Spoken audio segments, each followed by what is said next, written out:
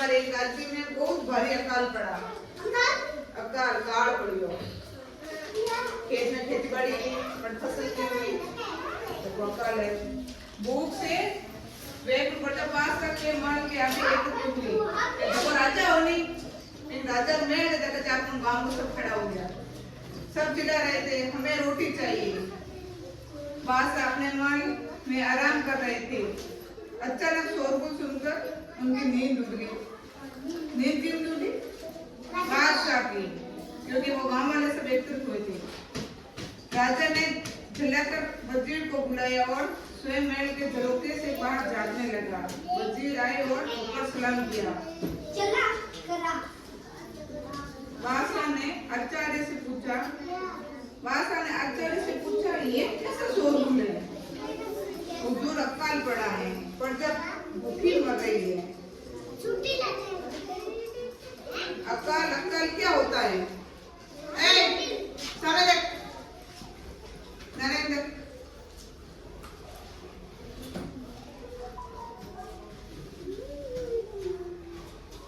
राजा पूछे अकाल क्या होता है? राजा के अकाल हुए कि हुजूर सब प्रजा को रोटी नहीं मिलती है।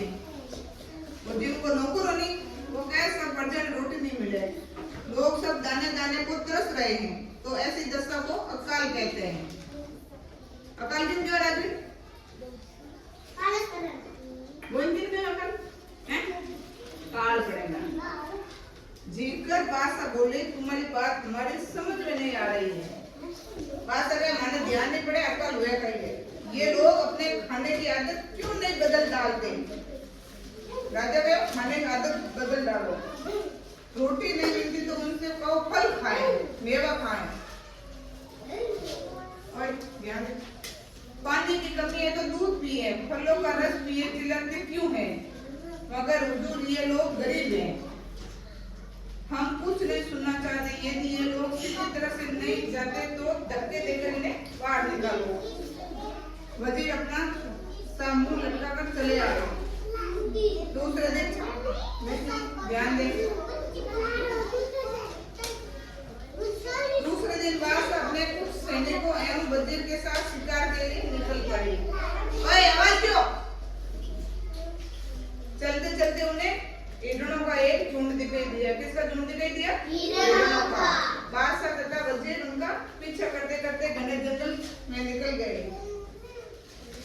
उसने सभी सैनिक पीछे छूट गए। थकान के कारण वे समीप के पैर से घोड़ों को बांधकर घास पर लेट गए। घास पर कौन लेटे भाई? घास पर बादशाह। थकान के कारण जल्दी ही उन्हें नींद आ गई। सवेरा हुआ। बादशाह भूखे मारे बेचैन थे। पास ही में झरना बह रहा था।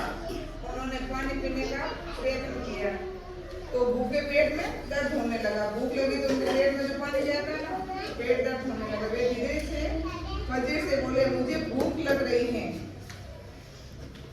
आलम पन्हा सब्र करे, कुछ न कुछ तो मिलेगा ही। धीरे धीरे तूफान हो गई। फिर सूरज ढल गया।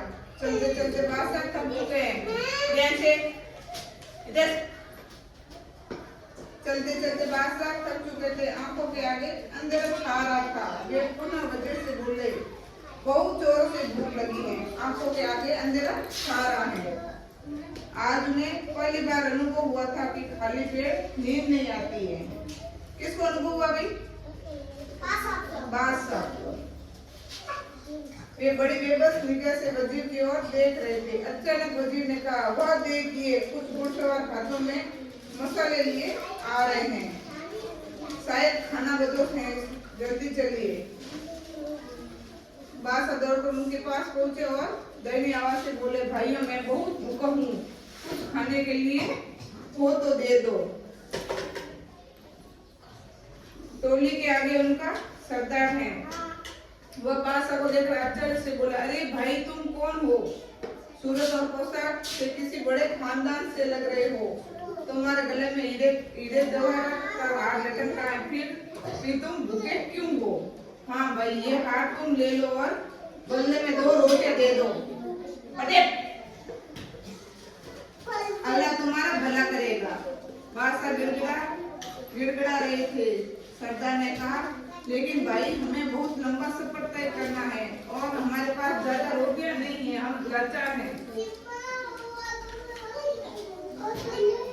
बादशाह शिथिल पड़ गए, उनकी आंखों से आंसू बहने लगे। सरदार को तरस आ गए और उसने उन्हें 2 रोटियां दे दी। 2 रोटियां किसको दी भाई?